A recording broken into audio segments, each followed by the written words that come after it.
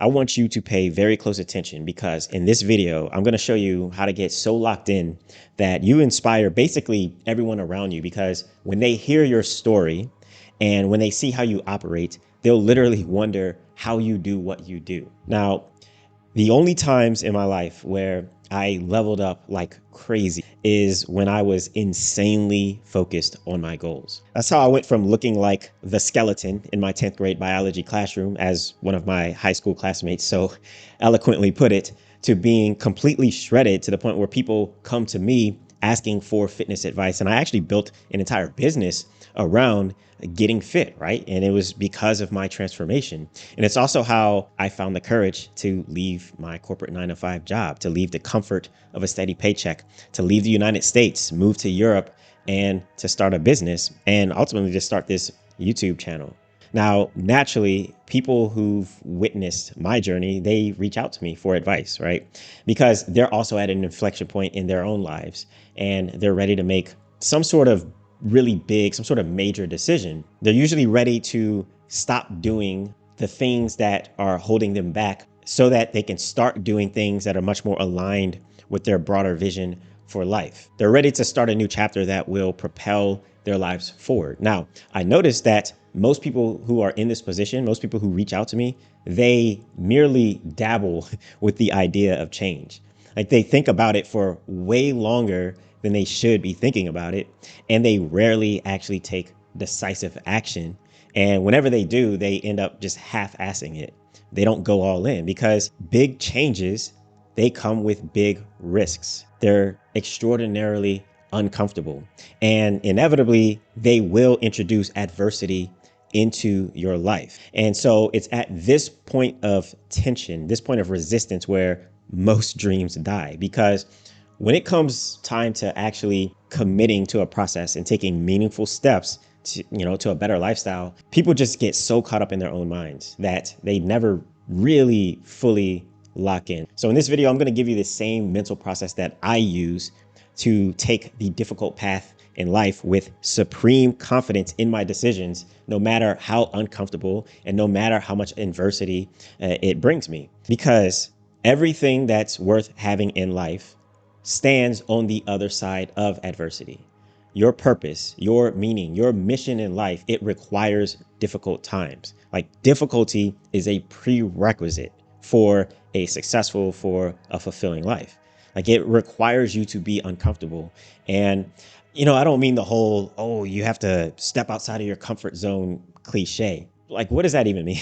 Right? I can step outside when the weather's too hot, when it's too cold, and I can be outside of my comfort zone. So that's not exactly what's going to change your life. So what I mean by being outside of your comfort zone, it means being extraordinarily uncertain as to whether you're making the right decision. It means not knowing if all of the work and effort that you're going to put in is actually going to yield the results that you're looking for. It means crossing the Rubicon, burning the boats, however you want to call it. It's taking decisive action and being prepared for whatever comes of it, whether it's good or bad. And it's this kind of discomfort that keeps so many people stuck, because they avoid discomfort like the plague. But if you frame what lies before you in a very specific way, it will completely change how you think about the discomfort of making major life changes. You'll go from hesitating to feeling like you're basically obligated to take the difficult path that leads to growth, that leads to personal development. And in my experience, it's this mental shift that gets a person so locked in, so focused on some sort of bigger mission in their lives. Really, nothing can get in their way. They basically become unstoppable at this point. Now, with that said, let's go over the lock-in protocol. So first things first, you need to define your purpose. Now, this is not some elaborate thing. Your purpose, it's most likely not to save the world. It's not to end world hunger. And as noble as those things are, it's better to, for now, keep your purpose a little bit closer to home. So your purpose is to overcome the greatest pain point in your life. And that is it. Your pain is your purpose. And by pain point, I don't necessarily mean something that's like bad or tragic. I mean, it can be, but your pain point is whatever is bothering you, whatever is keeping you up at night. So your pain point could be that you're not living to your fullest potential. It could be that you're not living the life that you want to live. So it doesn't necessarily have to be like some really bad situation that you're in. The reason that your purpose is so incredibly important is because that's what gives you the fortitude to endure through discomfort, through uncertainty, through pain. Quote, in some way, suffering ceases to be suffering at the moment it finds meaning, such as the meaning of sacrifice. And those who have a why can bear with almost any how. Now, what's strange about this is that the benefit of overcoming your greatest pain point is not necessarily the pleasure that you experience on the other side. It's actually in the growth process. That's where the real benefit, that's where the real character building comes from. I just want to say that because people just get way too fixated on the goal. And that's one of the most important things whenever you embark on any sort of new journey or any sort of new challenge, which is that you can't control the outcomes. And if you focus too much on the outcomes, then it's really easy to quit, to lose motivation and whatnot. So if you're focusing on growing and developing in the process, then you're going to fare way, way better. All right. Now, one final point about your purpose is that it must be one thing and one thing only. Quote, success demands singleness of purpose. And what's the one thing you can do such that by doing it, everything else will be easier or unnecessary, end quote. And that's Gary Keller, author of The One Thing. So yes, you have multiple obligations, multiple ambitions in life. Everyone does, but you should only have one main priority at a time. This is a super common mistake that I see members of my private network make. So what happens is on the very first day that they join, I have them draft up a purpose statement, and they typically come up with this laundry list of things that they're trying to focus on. And like, this is literally the opposite of being focused, of being locked in. And all that's going to do is lead to mediocrity across the board rather than driving transformational change in the one domain that's of the highest importance in this particular chapter of their lives. So we'll talk through it. We'll talk through their purpose. And as it turns out, there's usually like one real thing that's significantly more critical for them, while everything else can wait. Like, it may be important, but it's not like that core thing that they really, really need to be focusing on. Now, number two is to create your anti-vision. Most people really don't know what they want in life. I mean, most of us don't, because one day we want this thing, the next day we want that thing. But when it comes to setting the direction of your life, focusing on, what you want, that often misses the forest for the trees, because the real motivator in life is avoidance of pain, right? So it's usually better to focus on what we don't want in life. That will guide us much better, oftentimes. The pain of future regret, the pain of missed opportunity, the pain of avoidable health problems, the pain of neglected relationships. This is what you think of when you think about your anti-vision. And you want your anti-vision to be so vivid that when you compare future pain of not taking action with present day discomfort, it's undeniably obvious that choosing the path of discomfort today is far, far better than staying in your comfort zone only to experience the pain of regret in the future. That's a much, much worse pain to experience. And this is what anti-visioning does. It brings future pain, or the future cost of inaction, it brings that forward into the present day. And it gives you way more clarity about which path in life is right for you. And I'm telling you now, like, that level of clarity, when you think about things in this way, it is an absolute game changer. Now, number three is to invert your anti-vision to create your vision. So you've done the hard part already by setting your anti-vision. What you're not going to do is reinvent the wheel by trying to create your vision from scratch. Like, your vision, it's just the equal and opposite of your anti-vision. So say your anti-vision involved having diabetes, having to take medication for the rest of your life, having to constantly be in the doctor's office. Your vision might look like having perfect health, having no medical bills, never needing to go to the doctor except for like your annual checkups, right? Another example, your anti-vision could be working for 40 years, stressed out, and then you retire at 65 and you barely have time or energy to enjoy life. Now, on the flip side, your vision might be experiencing the satisfaction of starting your own business, having lots of autonomy, having lots of time freedom. And the idea of retirement, it doesn't really even apply to you because what you do is so enjoyable that you don't even feel like you're working. Use your anti-vision to set your vision.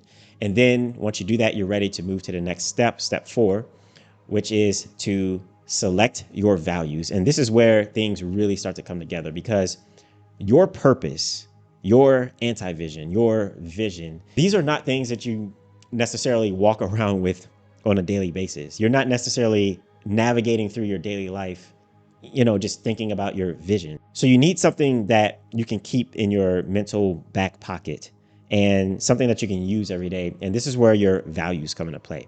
So your values are basically your decision filters.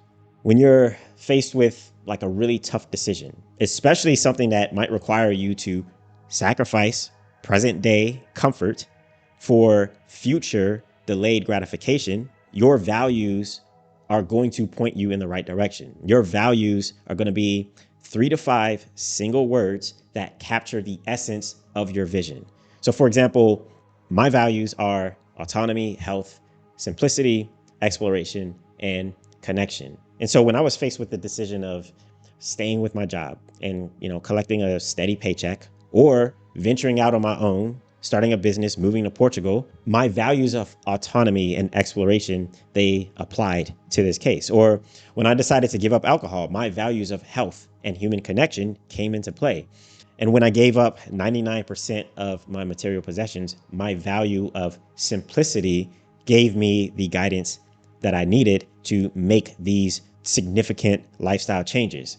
And so you'll do the same. You'll set your values and you'll hold them true, absolutely no matter what.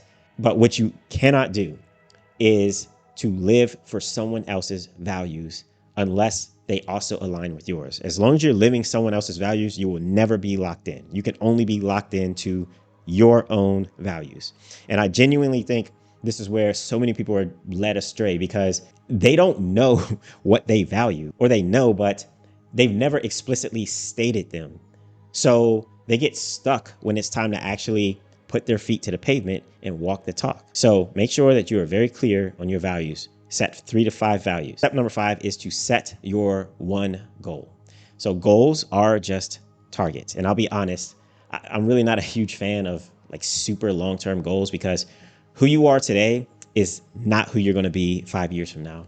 And I truly believe that we all go through like these mini self-reinvention cycles every 5 years or so, where we pick up new interests, new worldviews, etc. In fact, if you look back at your life 5 or 10 years ago, you might even cringe at some of the things you were doing or some of the beliefs that you held. And I think that's a testament to how much we evolve over the years. So I personally like goals that give clear and actionable direction for today. Now, there are several timeframes that I suggest when it comes to setting goals, and it really depends on your level of motivation and like the nature of your goal. So the first timeframe is 1 month, and I think those are really good for just high intensity, quick sprints, especially when you want to get a quick win and start to build momentum towards something. 2 months, I think, is ideal for habit change, because it takes a little over 2 months, or about 60 days, to start to rewire actual habits, to drop old habits and pick up new habits, right? So that's 2 months is a good time frame. 3 months is good for real measurable, real tangible results. So like when you start a fitness journey, for example, in about 3 months, that's when you're really going to start to see your body start to change. Anything less than that, it's probably too short of a time frame. And then lastly is 6 months. And this is basically like total lifestyle redesign. This is total overhaul when you're just like really, really locking in and getting your life together. But beyond 6 months, I'm really not a fan. So within these timeframes, you'll want to set an ambitious yet realistic target. For example, if your vision entails entrepreneurship, then you might set a 1 month goal to landing your first paying client. Now, is that ambitious? I would think so. Is it unrealistic? Probably not. In fact, it might seem ambitious, but when you're actually locked in, you would be absolutely amazed at what you're able to accomplish in a very short period of time. The last and final step, step number 6, is to lock in your rules. So now that you've set a goal, you just need to set a really small subset of ultra high leverage, non-negotiable rules for staying locked in. You do not want a million rules here, right? You just want like 3 or so, because the aim is not to be perfect. Rather, it's to immediately capture the low-hanging fruit that's going to account for like 80% of the behavioral changes that you need to make to be successful in your goals and seeing your goals all the way through. These rules, they must be ultra high leverage, meaning that small changes should yield asymmetric results to the upside. So an example of high leverage rules that you can follow for the duration of your lock-in until you achieve your goal could be something like drinking no alcohol or taking no substances, having the same bedtime and wake up time every day, eating whole foods, not eating sugar, 20 minutes of daily movement, or only purchasing things that you need and not things out of luxury or convenience, or deleting your social media. That's a big one. Like not being on social media, not scrolling. This is not a collectively exhaustive list, but you can probably see that these are like small adjustments that have cascading effects across multiple domains of your life. And this is how you get so locked in that it scares people and it also inspires them at the same time. Okay. And for those of you who are at an inflection point in your life and you're ready to start taking decisive action, then consider joining the cohort of my private network so that we can work together one-on-one and as a group in getting you locked in for your next major chapter of life. You can click the link in the description below for more info. And that's everything for today, guys. Until next time, peace.